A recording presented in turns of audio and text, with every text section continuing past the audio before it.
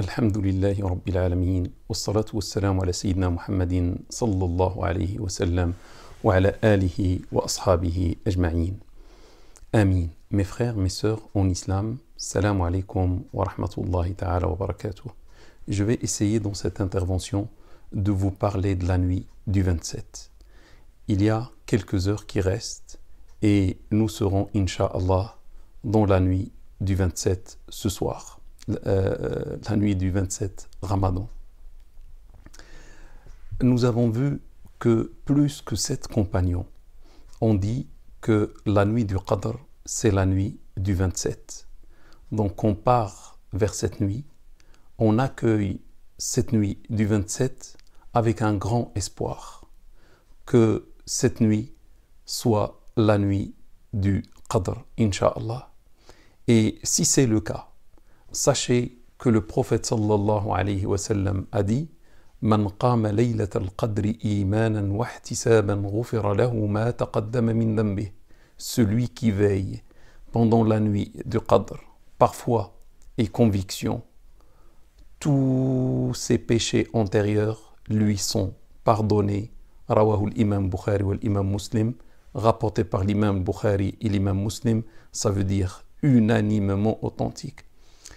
Ça veut dire, mon frère, ma sœur, devant nous, pendant la soirée qui arrive, on a une grande occasion, on a une occasion immense, une grande chance.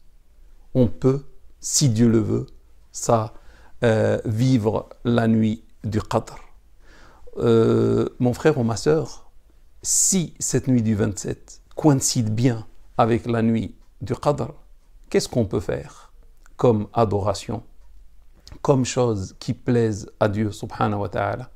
Moi je vous dis, la nuit est courte, il n'y a que 6 heures à peu près. Donc sachons de miser sur la qualité et non pas sur la quantité. Ce n'est pas la peine de faire beaucoup de choses, mais sans concentration, sans bien les faire. Essayons de faire le peu qu'on peut, mais d'une meilleure façon.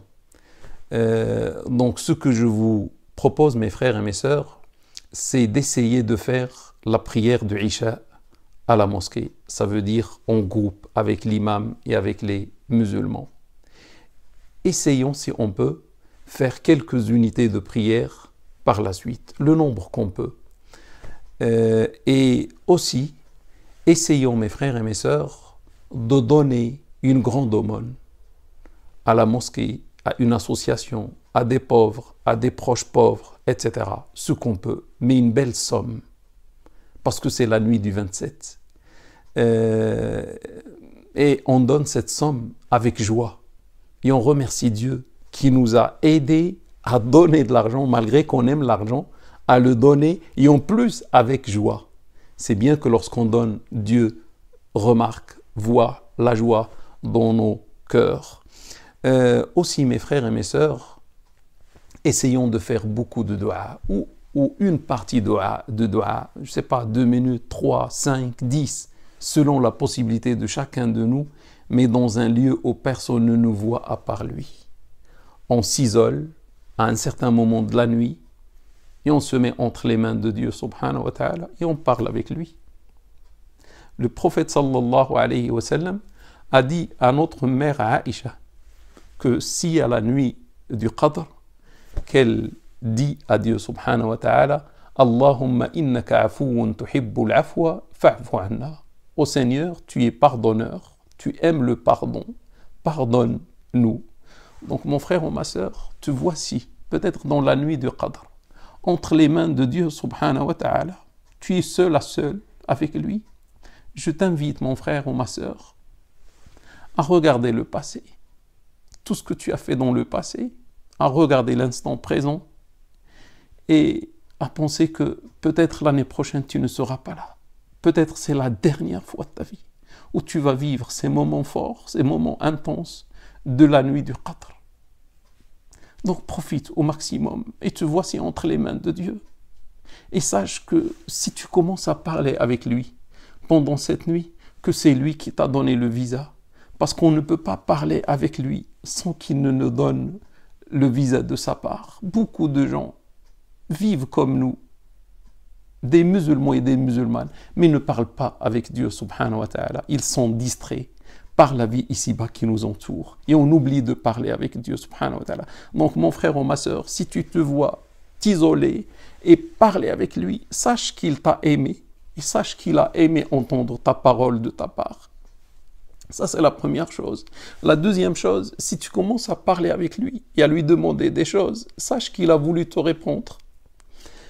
Parce que les savants disent, si tu vois que tu commences à parler avec Dieu, sache qu'il a voulu t'entendre et sache qu'il t'a donné cette permission et sache qu'il veut te répondre, il veut exaucer ce que tu vas lui demander. Surtout, mon frère ou ma sœur, on est dans la nuit du 27, la meilleure nuit, et avec le très miséricordieux, pendant la meilleure nuit, la nuit du 27, qui peut être la nuit de l'Qadr.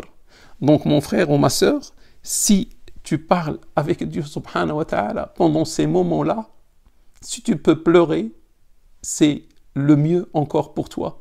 C'est de verser quelques larmes entre ses mains pendant cette nuit. Pour arriver à ce cas-là, j'étais en train d'expliquer, regarde derrière toi, regarde ta vie et regarde comment il t'a créé à partir du néant. Et c'est lui qui t'a créé, c'est lui qui t'a invité à son royaume pour l'adorer. Et pose-toi la question, est-ce que tu l'as bien adoré? Et je te laisse répondre, mon frère ou ma sœur. Regarde comment il t'a montré le bon chemin, le droit chemin, lorsqu'il t'a envoyé le meilleur des messagers, Muhammad sallallahu alayhi wa sallam. Il t'a bien montré le chemin. Et regarde, est-ce que tu as suivi le chemin ou est-ce que tu l'as abandonné? Regarde aussi combien il t'a donné de ses bienfaits, combien il t'a donné de cadeaux, et malgré cela, tu lui désobéis et tu ne le remercies pas. Et regarde aussi, pense aussi à la chose suivante, combien il t'a fait d'ordre, combien il t'a demandé de faire des choses.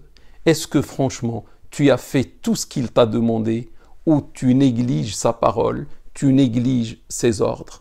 Quand tu penses avec concentration à tout cela et tu ressens ta présence entre les mains de Dieu subhanahu wa ta'ala, parle avec lui, reconnais tous tes péchés, reconnais toutes tes fautes, dis-lui Seigneur, je sais que je suis pécheur, je sais que je suis désobéissant, c'est pour ça maintenant je m'adresse à toi, parce qu'il n'y a aucun qui pardonne le péché à part toi.